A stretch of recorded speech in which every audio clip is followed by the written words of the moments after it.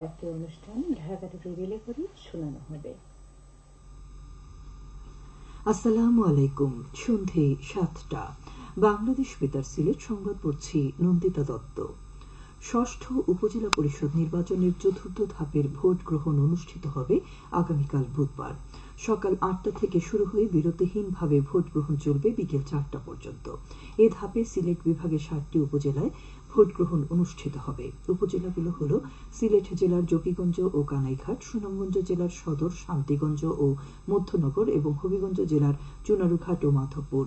নির্বাচন অবাধ, সুষ্ঠু ও শান্তিপূর্ণভাবে অনুষ্ঠানের লক্ষ্যে বিজিবি মোতায়েন করা হয়েছে। আগামী ৭ জুন পর্যন্ত নির্বাচনী এলাকায় শান্তি শৃঙ্খলা রক্ষার্থে বিজিবি মোবাইল ও স্ট্রাইকিং ফোর্স হিসেবে কাজ করবে। এছাড়া সোমবার দিবাগত মধ্যরাত থেকে আগামী ৬ জুন মধ্যরাত পর্যন্ত মোটরসাইকেল চলাচলের উপর নিষেধাজ্ঞা রয়েছে। আজ রাত 12টা থেকে আগামীকাল রাত 12টা পর্যন্ত taxi cab, pickup van, microbus, truck চলাচল বন্ধ থাকবে। তবে এই নিষেধাজ্ঞা রিটার্নিং অফিসারের অনুমতি সাপেক্ষে প্রতিদ্বন্দ্বী প্রার্থী, তাদের নির্বাচনী এজেন্ট, পর্যবেক্ষকদের ক্ষেত্রে শিথিলযোগ্য। নির্বাচনের সংবাদ সংগ্রহের কাজে নিয়োজিত সাংবাদিক, নির্বাচনের কাজে নিয়োজিত কর্মকর্তা কর্মচারী, আইন শৃঙ্খলা রক্ষাকারী বাহিনীর সদস্য, নির্বাচনের বৈধ পরিদর্শক, অ্যাম্বুলেন্স, ফায়ার সার্ভিস, বিদ্যুৎ, গ্যাস, ডাক, টেলিযোগাযোগ কার্যক্রমে ব্যবহারের জন্য উল্লেখিত যানবাহন চলাচলের ক্ষেত্রে নিষেধাজ্ঞা প্রযোজ্য হবে না। এদিকে হবিগঞ্জের চুনারুঘাট ও মাধবপুর উপজেলায় ইতিমধ্যে নির্বাচনের সকল প্রস্তুতি সম্পন্ন হয়েছে। দুই উপজেলায় ২৭ জন প্রার্থী প্রতিদ্বন্দ্বিতা করছেন। ভোট উপলক্ষে উপজেলাগুলোতে সাধারণ ছুটি ঘোষণা করা হয়েছে। সিলেটের সার্বিক বন্যা পরিস্থিতি অপরিবর্তিত রয়েছে। সিলেটের সুরমা নদীর পানি বিপদসীমার নিচে নামলেও অন্যান্য স্থানে বিপদসীমার উপরে প্রবাহিত হচ্ছে।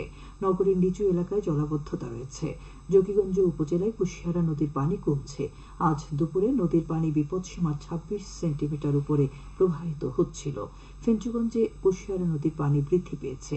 টানা বৃষ্টি ও পাহাড়ি ঢলে সুনামগঞ্জের তাহিরপুর, ছাতক ও দোয়ারাবাজার উপজেলার নিম্নাঞ্চল প্লাবিত হয়েছে।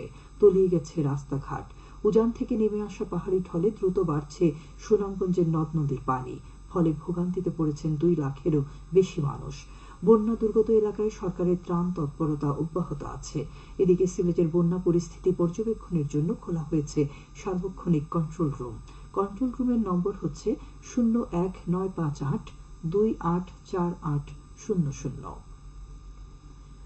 কর্মভূমি পুনরুদ্ধার, রূপ মনোময়তা অর্জন করতে হবে মোদের খরা সহনশীলতা।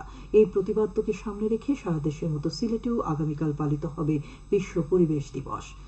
১৯৭২ সালে জাতিসংঘের মানবিক পরিবেশ সংক্রান্ত আন্তর্জাতিক সম্মেলনে গৃহীত সিদ্ধান্ত অনুযায়ী প্রতি বছর সারা বিশ্বের ১০০টিরও বেশি দেশে ৫ই জুন বিশ্ব পরিবেশ দিবস হিসেবে পালিত হয়ে আসছে। জলবায়ু পরিবর্তনের বিরূপ প্রভাব মোকাবেলা সহ পরিবেশ বিষয়ে সর্বাত্মক সচেতনতা সৃষ্টি হচ্ছে পরিবেশ দিবসটির উদ্দেশ্য। এই উপলক্ষে সরকারি ও বেসরকারি বিভিন্ন সংগঠন এবং প্রতিষ্ঠান নানা কর্মসূচি পালন করবে। সিলেট বিভাগীয় পরিবেশ অধিদপ্তরের উদ্যোগে আগামীকাল সকালে কালেক্টরেট থেকে বের করা হবে র্যালি।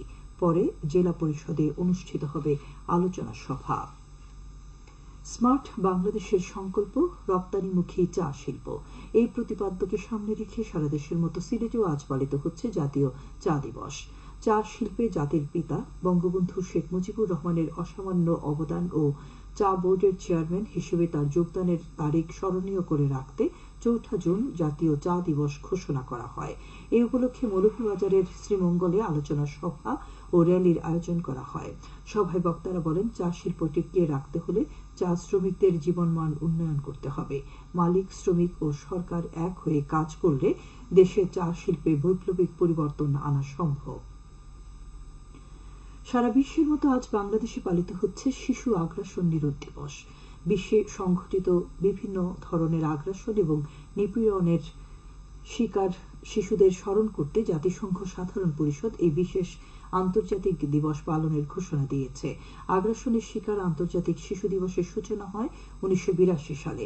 সে বছর লিবিয়ার যুদ্ধে বেইরুটে ইসরায়েলের হানাদার বাহিনীর বিমান আক্রমণে লিবিয়া ও প্যালেস্টাইনের ৬০ জন নির্দোষ শিশু নিহত হওয়ার ঘটনাকে স্মরণ করতে জাতিসংঘের সাধারণ সভা এই দিনটিকে আন্তর্জাতিকভাবে পালনের সিদ্ধান্ত নিয়েছিল। এই দিনে সারা পৃথিবীতে যত শিশু ও কিশোর যুদ্ধ এবং সন্ত্রাসবাদী আগ্রাসনের শিকার হয়েছে তাদের সবাইকেই স্মরণ করা হয়। দিবসটি উপলক্ষে বিভিন্ন সংগঠন ও প্রতিষ্ঠান পালন করে নানা কর্মসূচি। মৌলভীবাজারের কমলগঞ্জ উপজেলার আদমপুর ইউনিয়নে তেতইগাঁও সরকারি প্রাথমিক বিদ্যালয়ে নতুন একাডেমিক ভবনের নির্মাণ কাজ শুরু হয়েছে। LGEDর তত্ত্বাবধানে ভবনটি নির্মাণে ব্যয় ধরা হয়েছে 84 লাখ টাকা। একাডেমিক ভবনের নির্মাণ কাজ সম্পন্ন হলে এলাকার শিক্ষার্থীদের শিক্ষার সুবিধা বৃদ্ধি পাবে। খেলার খবর ক্রিকেট।